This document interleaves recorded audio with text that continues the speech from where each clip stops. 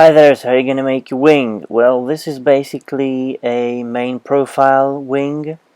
You will want piece of wood, balsa wood like this, a rectangular blue surface, and in this you're going to cut many ribs.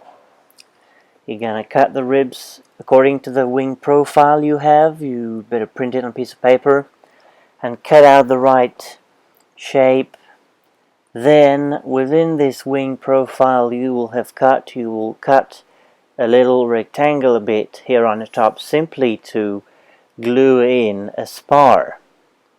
And then you're going to cut the front and the back off because you're going to have the front spar for the leading edge, the rear spar for the trailing edge, and the middle spar to strengthen the structure.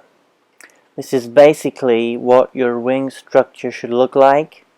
You're going to need many ribs. You're going to cut many ribs, 10, 20 if you dozen, in balsa wood, 2 to 3 millimeter thick, quite thin sheets of wood.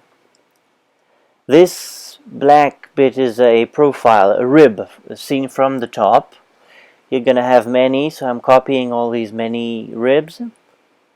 And on the top are the spars, the front, middle, and rear spar for the front, middle, the leading edge, the trailing edge, and the middle spar.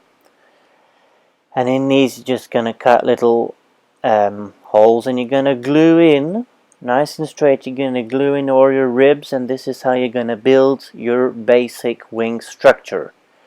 By having many ribs, I'm just gluing them in place, and at least 3 spars for the front, the middle, and the back.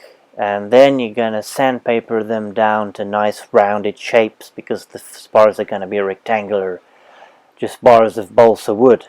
You're going to sand them down nice and rounded for the front, nice and flat for the rear, and sort of kind of a rectangle for the middle one, and there you will have your wing structure.